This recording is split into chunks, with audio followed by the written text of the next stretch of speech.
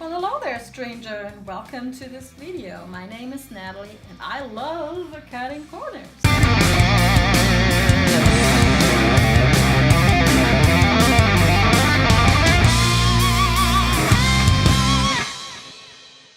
Alright, let's get started. I am making this tutorial to have a solution when you're storing your nail polishes in a drawer and you want to be able to see the colors by looking at the tops of the bottles. I am doing that, and I was sick of always picking out the wrong color and having to search around. So here goes. I started by sorting the polishes into color groups and like special interest groups like top coats or stamping polishes, so I would have to deal with a smaller amount of colors at a time. Here's the supplies. You will need scissors, a Sharpie, a Tipp-Ex pen or any paint marker, and the main ingredients are these door bumpers or cabinet bumpers made from rubber that you can stick on your furniture to protect like glass doors. And here's what the final product is going to look like. Those little bumpers are going to serve as the swatches on top of your bottles.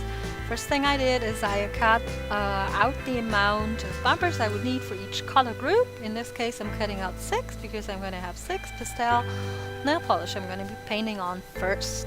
So as you can see, I'm lining up the nail polishes. The number matches, that's 6 polishes, 6 swatches, and you just basically go ahead and paint the little rubber dampers. The nail polishes actually work really well on this material, so that's a good thing. Mine are transparent. If you can get them in white, and especially if you can get them with a white back side that you can stick on a bottle, that would work better, because these are like completely see-through, and when you have like dark colored tops of your nail polish bottles, the colors won't show up as good, but it still works and it'll look fine. So here you can just see me painting all the swatches, and as you can see, I kept the bottles in this particular order the whole time. That made my life so much easier. And it also meant that I was dealing with like a smaller amount of bottles and colors at a time. So here you can see the swatches have dried, and the last 2 colors didn't turn out like I wanted them to be. They're not opaque enough, so I just painted a second coat, and that's also why it's important to keep the bottles in the correct order so you don't mix up colors accidentally and you end up with all the wrong swatches.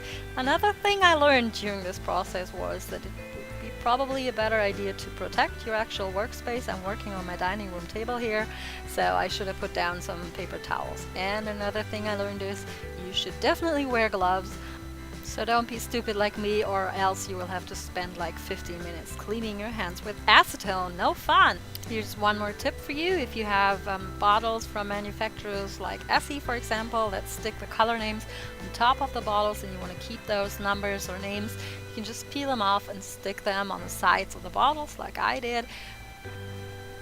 Oh look, it's my 2 furry assistants. Well, actually they didn't do anything, and I smell like nail polish and they don't like that. So bye kitties, bye kitties, bye. Okay, here are my first set of dried swatches, and I'm just gonna peel them off the backing and stick them on top of the bottles, just like that. As you can see, it works perfect. Those little dampers I bought are self-adhesive, so I didn't have to mess around with any glue or a hot glue gun or whatever, and they are small enough to fit like smaller bottle tops, and even on the bigger tops they still look fine. I will show you another thing I learned, or a little trick a little later, but first let me show you what I did for marking special polishes like these stamping polishes I had. I just did the swatches, and I used a black Sharpie to write on those swatches. In this case I'm marking the stamping polishes with the letter S for, well, you guessed it, stamping polishes, and I also used the Sharpie to just write on the tops of my top coats, so I can easily grab the right top coat for whatever project I'm working on. You can see my crappy handwriting like you did in the intro. This is a quick dry top coat, and this is a matte top coat. Riveting!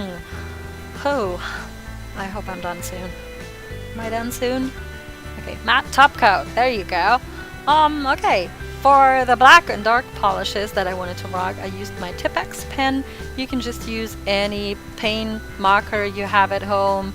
It could be golden, it could be silver, and I just use it to write on the little bumper stickers. The Tipex pen is not perfect for this job. It's made to write on flat paper and not rounded forms like these, and it was kind of hard to write. But it worked. It works for me. I can tell them apart now. Okay, one important thing, the most important thing actually, and I discovered this only like halfway through. The bumper stickers come on like a big sheet, and like with every sticker, they have like a surrounding surface. In this case, it's also made from rubber, and when you remove that, it makes your life a lot easier, and you can easily paint the swatches, and they're not as messy as these. You see, the blue ones are fine, and the brown gray ones look kind of messy, and that's also the case when you try to peel them off of the sticker backing and you peel them out of that surrounding rubber. There's like some nail polish residue and stragglers, and it just doesn't look good. You can see the one on the left doesn't look good, and the darker polish on the other side, I'm going to show you, looks perfectly fine. So that's the most important thing I learned about, halfway in after doing 30 polishes. This is some glitter and other top coats I had, and I was thinking about swatching them over other polishes, but in the end I just stayed with swatching them on the transparent stickers. They work just fine by themselves. And these two, the crackling top coats, I tried swatching them by themselves, but they don't crack if you do not put them over another polish. So I had to like paint two swatches in a random color and apply the crackling top coats over them, and that worked just fine. Okay, the last tip.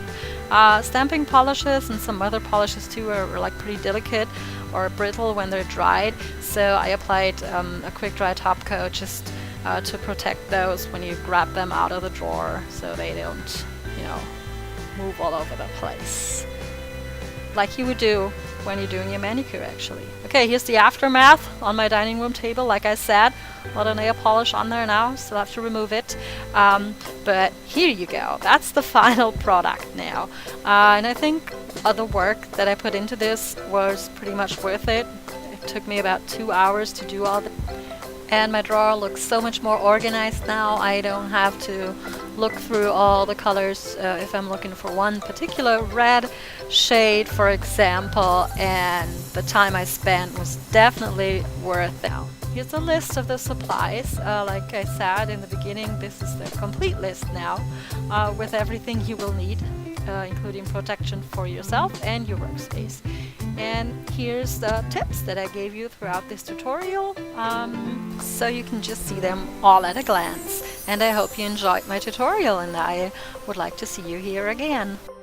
Alright guys, thank you for watching my video. I hope you liked it, and if you are going to make a version of this for yourself, I would love to see pictures of it. You can put them like pretty much anywhere where you can use a hashtag.